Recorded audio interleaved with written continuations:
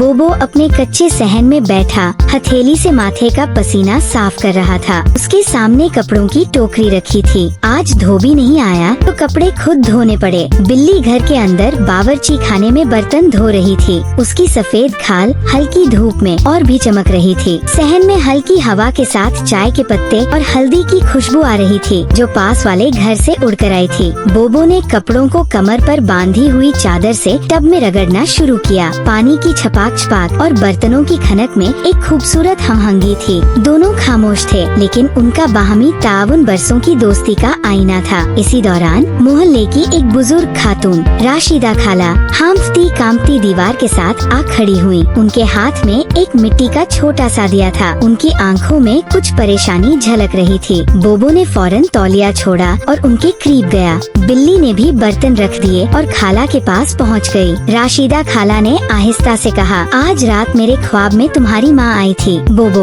और उसने कुछ अजीब बात कही है। बोबो के चेहरे पर हैरानी फैल गई, लेकिन वो खामोशी से सुनने लगा। खाला ने आहिस्ता से सर हिलाते हुए कहा, तुम्हारी माँ ने कहा कि तुम्हें अपने पुराने मिट्टी के घड़े के पास जाना है। वहाँ कुछ छुपा है, कुछ जो तुम्हारी जिंदगी बदल देगा। बिल्ली ने चौंक कर बोबो की तरफ देखा। सहन में एक पुराना घड़ा वाकी पड़ा था, जिसे बरसों से किसी ने नहीं छुआ। उस पर मिट्टी जम चुकी थी और किनारों पर काई ने घर बना लिया था। बोबो ने घड़े को गौर से देखा। वो कुछ लम्हों तक साकित रहा, फिर आहिस्ता आहिस्ता घड़े की तरफ बढ़ा। उसने गर्द-आलूदा घड़े को उठाया। नीचे जमीन कुछ अजीब सी महसूस हुई, जैसे नरम हो। बिल्ली फौरन दौड़ी और एक दाल ले आई, जो वो सहन के कोने में रखती थी। बोबो ने जमीन खोदनी शुरू की। कुछ देर बाद एक लकड़ी का छोटा सा बक्सा बरामद हुआ। बक्से पर जंग लगा हुआ था, लेकिन ताला टूटा हुआ था। बोबो ने उसे आहिस्ता से खोला। अंदर एक पुरानी डायरी थी, जिसकी जिल्द चमड़े की थी और हुरूफ धुंधले पड़ चुके थे।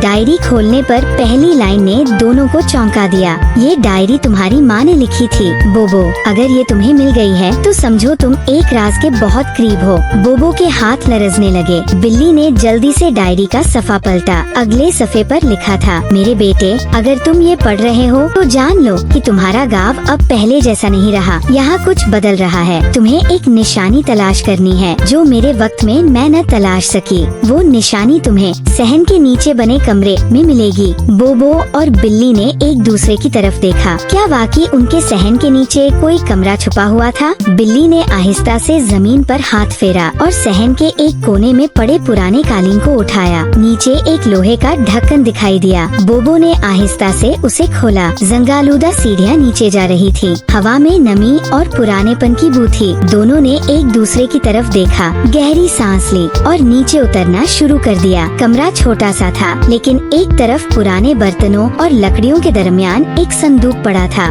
बोबो ने उसे खोला और अंदर एक शीशे की बोतल रखी थी, जिसमें कोई चमकता हुआ आम था। डायरी के आखिरी सफे पर लिखा था, ये वो दवा है जो नस्लों से हमारे खानदान में चलती आई है। इसे सिर्फ उसी वक्त इस्तेमाल करना जब तुम्हें लगे कि गांव की सच्चाई तुम्हें झूठ लगने लगी है। बिल्ली ने सवालिया अंदाज में बोबो की तरफ देखा, लेकिन बोबो अभी कुछ न बोला। वो सिर्फ बोतल को देखता रहा। फिर आहिस्ता से डायरी बंद की और कहा, हमें कुछ वक्त लेना होगा, जल्दबाजी नहीं करनी चाहिए। वो दोनों वापस ऊपर आए। सूरज अब जरा ऊंचा हो चुका था। उनका सहन जैसे अब एक राज संभाले बैठा हो। बोबो ने बोतल को एक कपड़े में लपेटा और कमरे की एक ऊंची अलमारी में छुपा दिया। दिन भर वो दोनों जैसे चुपचाप रहे, लेकिन उनकी खामोशी में एक अजब बेचैनी छुपी थी। शाम को बिल्ली दूध गर्म कर रही थी और बोबो घर की छत पर पानी डाल रहा था, ताकि गर्मी कुछ कम हो। उनके दिलों में सवालों का तूफान था, लेकिन चेहरों पर वही सादगी, वही सुकून जो गांव की जिंदगी को खास बनाता है। रात गए बोबो दोबारा छत पर आया। आसमान पर चांद रोशन था। सितारे किसी पुरस्कार साजिश की तरह झिलमिला रहे थे। उसने चुपके से आसमान की तरफ देखा, जैसे किसी माँ की गोद में दोबारा सोना चाहता हो। पहला राज खुल चुका था, लेकिन कहानी अभी बाकी थी। अगली सुबह सूरज वैसे ही निकला जैसे हमेशा निकलता है, लेकिन बोबो और बिल्ली के लिए सब कुछ बदल चुका था। वो सहन, वो जमीन, वो डायरी और वो शीशे की बोतल, सब कुछ जैसे किसी नई दुनिया का दरवाजा था। बोबो छत पर बैठा था और बिल्ली नीचे सहन में कपड़े निचोड़ रही थी। दोनों के बीच खामोशी थी, मगर दिलों में सोचों का शोर था। अचानक मोहल्ले की तरफ से शोर सुनाई दिया। बच्चे चिल्ला रहे थे, खाला राशिदा, खाला राशिदा बेहोश हो गयी। बोबो और बिल्ली फौरन दौड़े। खाला रशीदा अपने सहन में बेहोश पड़ी थी। उनका चेहरा जर्द, सांसें कमजोर। महल्ले वाले घबराहट में थे। बोबो ने आहिस्ता से उनकी नब्ज देखी जो बहुत धीमी थी। बिल्ली ने दुपट्टे से पंखा झलना शुरू कर दिया, लेकिन हालत संभलती नजर न आई। उसी लम्हे बोबो के ज़हन में कुछ चमका। डायरी की वो आखिरी लाइन, ये दवा सिर्फ तब इस्तेमाल करना जब तुम्हें लगे कि गाँव की सच्चाई तुम्हें झूठ लगने लगी है। बोबो दौड़कर घर आया, अलमारी खोली, शीशे की बोतल निकाली। बिल्ली खाला के सिरहाने खड़ी थी। बोबो ने बोतल से चंद कतरे खाला के लबों पर टपकाए। सब साकित खड़े देख रहे थे। लम्हों में खाला की पलकें लर्जी और उन्होंने गहरी सांस ली। पास खड़ी एक औरत बोली, या अल्लाह!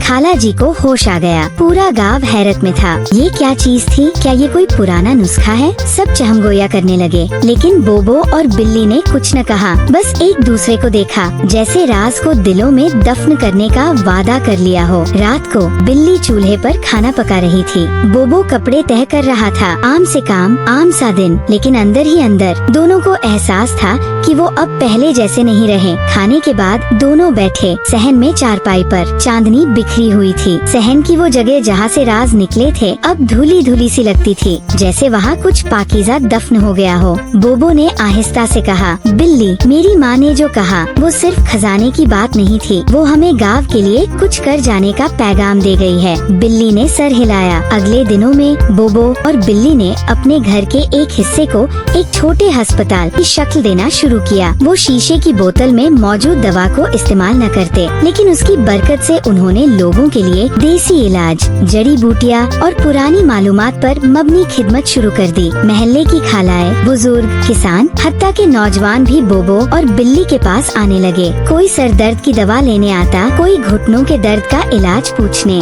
बोबो नरमी से बात करता, बिल्ली सफाई से बर्तन रखती, दवाएं तरतीब देती। गांव में उनकी शोहरत बढ़ने लगी, लेकिन इन दोनों का रवैया वैसा ही आजिज रहा। न फख्र न घमंड। एक दिन गांव के चौधरी साहब खुद चल कर आए। बोबो, हमने सुना तुम लोगों ने खाला रशीदा की जान बचाई और अब पूरे गांव की खिदमत कर रहे हो। तुमने वो कर दिखाया जो बड़े बड़े डॉक्टर न कर सके। बोबो ने आहिस्ता से मुस्कुरा कर कहा, चौधरी साहब, हम सिर्फ अपनी माँ की बात मान रहे हैं। चौधरी साहब ने कंधे पर हाथ रखा। यही माँ की बात गांव का नसीब बदल देगी। उसी रात बिल्ली पुराने संदूक के पास बैठी थी। उसके हाथ में वही डायरी थी। उसने आखिरी सफ़ा फिर से खोला। वहाँ एक सतर मजीद लिखी हुई थी जो पहले दिखाई न दी थी। सच वही होता है जो नरमी और खिदमत में छुपा हो, बाकी सब सिर्फ शोर होता है। बिल्ली ने वो सफ़ा आहिस्ता से चूम कर बंद किया। कुछ दिनों बाद बारिश का मौसम आया। सहन की मिट्टी नरम हो गई। बोबो छत से टपकते पानी को थामने के लिए पुरानी बाल्टी लेकर खड़ा था। बिल्ली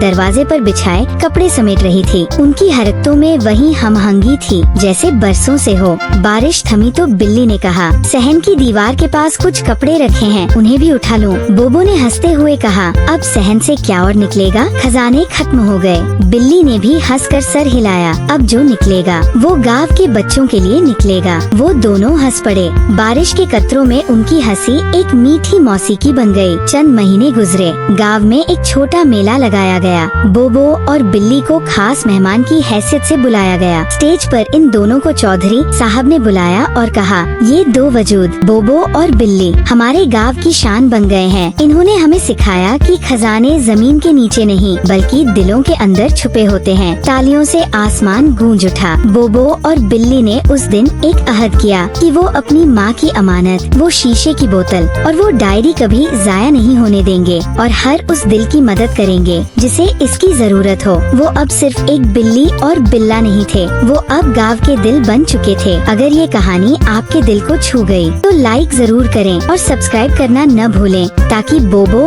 और बिल्ली की मजीद हैरानकुन कहानियाँ आप तक वक्त पर पहुँचे। कमेंट में हमें जरूर बताएं। अगर आपको भी अपनी माँ की तरफ से कोई पुरानी निशानी मिले तो आप सबसे पहले क्या करेंगे।